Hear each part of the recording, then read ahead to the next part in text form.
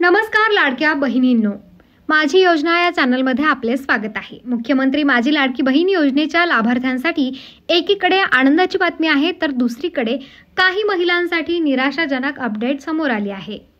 राज्याच्या महिलांसाठी सुरू करण्यात आलेल्या या महत्त्वाकांक्षी योजनेचा जून महिन्याचा हप्ता लवकरच त्यांच्या बँक खात्यात जमा होणार आहे। यासाठी राज्य सरकारने अधिकृत शासन निर्णय देखील जारी केला आहे। मात्र याच दरम्यान अनेक महिलांना या योजनेतून अपात्र ठरवण्याचे काम सुरू आहे, ज्यामुळे लाभार्थ्यांमध्ये चिंता निर्माण झाली आहे। पहिला आनंददायी बातमीबद्दल बोलायचं झाल्यास मुख्यमंत्री माझी लाडकी बहीण योजनेअंतर्गत जून महिन्याचा हप्ता वितरित करण्यासाठी शासनाने मंजुरी दिली आहे। महिला व बाल विकास विभागाने 30 जून रोजी शासन निर्णय जारी करून निधी वितरणाला मान्यता दिली। या निर्णयानुसार पात्र महिलांच्या आधार संलग्न बँक खात्यात लवकरच दरमहा मिळणारे 1500 रुपये जमा होण्यास सुरुवात होईल। साधारणपणे शासन निर्णय जारी झाल्यानंतर 2 ते 3 दिवसांमध्ये पैसे मिळण्यास सुरुवात होते आणि 5 ते 6 दिवसात संपूर्ण राज्यातील लाभार्थ्यांपर्यंत ही रक्कम पोहोचते। त्यामुळे ज्या महिला या हप्त्याची प्रतीक्षा करत होत्या त्यांना लवकरच 1500 रुपयांची आर्थिक मदत मिळणार आहे। आता दुसरी आणि महत्त्वाची बातमी, याच योजनेत आता छाननी प्रक्रिया सुरू आहे आणि या छाननीच्या माध्यमातून अनेक महिलांना अपात्र ठरवले जात आहे।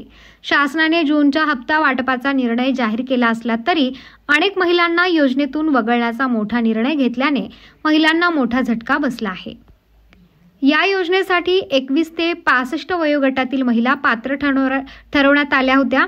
आता योजनेला 1 वर्ष पूर्ण झाले आहे आणि ज्या महिलांनी या काळात आपले 65वे वर्ष पूर्ण केले आहे त्यांना आता योजनेतून वगळले जात आहे। यामुळे या वयोगटातील महिलांना मिळणारा 1500 रुपयांचा आर्थिक लाभ बंद केला जाणार आहे। या निर्णयामुळे 65 वर्षावरील महिला आणि त्यांच्या कुटुंबावर मोठे आर्थिक संकट ओढवण्याची शक्यता आहे।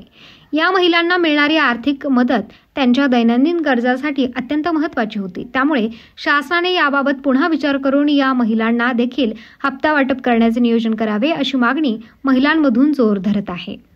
यासोबतच असेही समोर आले आहे की अनेक अपात्र महिलांनी योजनेत गैरप्रकार करून अर्ज सादर केले होते। त्यामुळे आता शासन नियमांवर अधिक कठोरपणे अंमलबजावणी करत आहे। याच कारणामुळे अनेक पात्र महिलांना देखील योजनेचा लाभ गमवावा लागत आहे, अशी चर्चा मोठ्या प्रमाणावर सुरू आहे। मुख्यमंत्री माझी लाडकी बहीण योजनेच्या जून महिन्याच्या हप्त्याच्या घोषणेने महिलांना दिलासा मिळाला असला तरी अनेक महिलांना अपात्र ठरवण्याच्या निर्णयामुळे नाराजी आणि अनिश्चिततेचे वातावरण आहे।